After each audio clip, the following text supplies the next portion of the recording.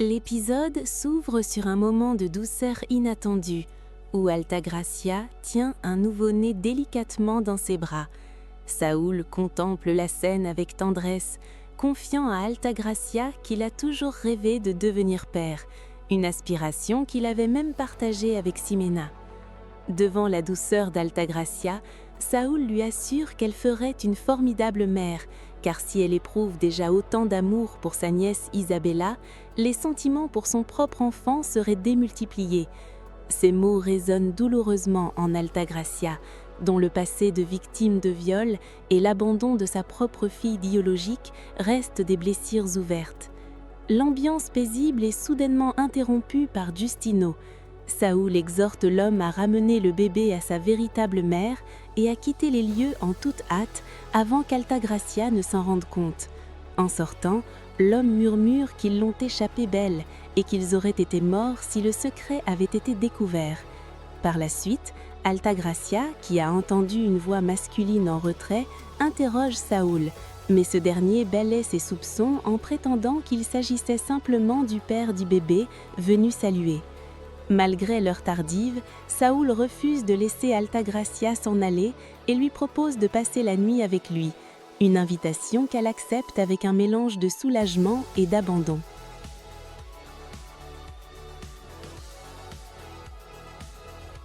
Pendant ce temps, une toute autre facette de l'histoire se joue dans un restaurant chaleureux, où la jeune et pétillante Monica partage un dîner intime avec le séduisant docteur Adolfo. Ravie de ce moment privilégié, Monica exprime son enthousiasme pour le repas, s'extasiant particulièrement sur le dessert aux fraises et à la crème, une douceur qu'elle trouve délicieusement surprenante. Le docteur, elle, la regarde avec une profonde admiration, la qualifiant de véritable battante. Il souligne sa maturité et sa capacité à faire des sacrifices pour son père malade, tout en s'émerveillant de sa fraîcheur et de son optimisme inébranlable malgré les épreuves. Daniel suggère alors que cette joie de vivre lui vient peut-être de sa mère, mais le visage de Monica s'assombrit légèrement. Elle lui confie avec pudeur qu'elle n'a pas de mère et que c'est pour cette raison qu'elle est si fière de son père, Don Lazaro, car ils forment un duo fusionnel face à l'adversité. Interrogée sur ses propres rêves, Monica révèle son amour secret pour la musique. Elle confie qu'elle sait chanter et jouer de la guitare, bien qu'on lui ait volé son instrument peu après son arrivée en ville, et que son souhait le plus cher serait d'étudier le chant si elle avait le temps et les moyens. Le dîner s'achève, et malgré les protestations de la jeune femme qui souhaite prendre le bus, le docteur insiste pour la raccompagner chez elle, prouvant ses manières de gentleman.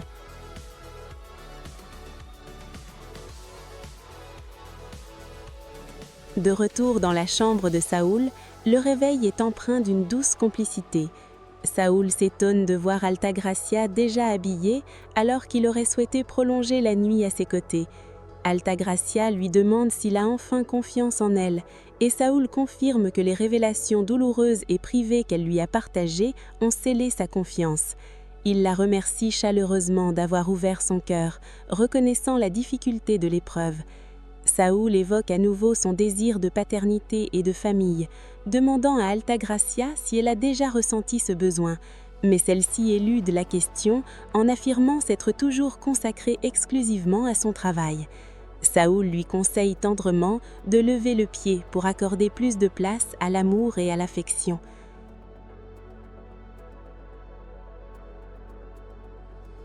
Cependant, le répit est de courte durée pour la Donna. Dès qu'elle se retrouve seule ou s'endort, ses démons la rattrapent sous la forme d'un cauchemar terrifiant. Dans son esprit tourmenté, Altagracia voit une petite fille mystérieuse errer dans sa somptueuse demeure. Paniquée, elle lui demande qui elle est et où sont ses parents, avant qu'une vision macabre ne se matérialise. La voix de sa propre conscience ou le souvenir d'un reproche passé résonne cruellement, accusant Altagracia d'avoir abandonné sa propre fille, le fruit de ce viol tragique. Le spectre lui reproche d'avoir causé la mort de cet enfant par son rejet et son désamour, la qualifiant de meurtrière, ce qui réveille Altagracia en sursaut, proie à une angoisse étouffante.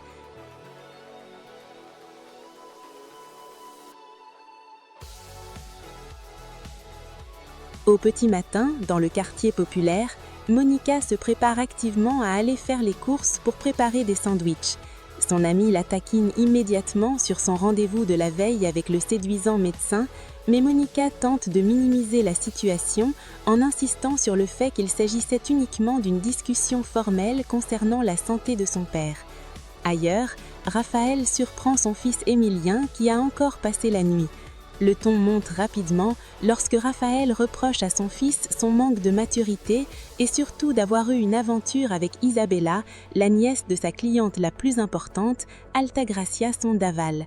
Émilien se défend avec arrogance, affirmant qu'il n'a rien cherché et que c'est la jeune fille qui l'a rejoint sous la douche. Déçu par ce comportement, Raphaël l'accuse de son fils d'avoir trahi Diego, son meilleur ami. Émilien rétorque avec cynisme que l'amitié n'a pas d'importance, provoquant la colère de Raphaël. Ce dernier lui rappelle alors sèchement son passé et ses anciens complices, le groupe des Monstros, en évoquant le tatouage de singe qu'ils partagent tous, y compris le criminel Miguel Preciado. Émilien mentionne le nom de Raphaël, ce qui pousse le père à imposer un silence strict sur cette époque sombre, affirmant qu'ils avaient juré de ne plus jamais en parler. Dans un élan de paternalisme autoritaire et désespéré, Raphaël saisit le bras de son fils, lui montrant le sang qui coule dans ses veines et lui rappelant qu'il est son unique héritier, son unique héritage après sa mort. Intrigué et perspicace, Émilien pose alors une question qui glace le sang de Raphaël, lui demandant s'il a un autre enfant caché quelque part dans la nature, compte tenu des folies et des crimes commis avec sa bande d'amis à l'époque.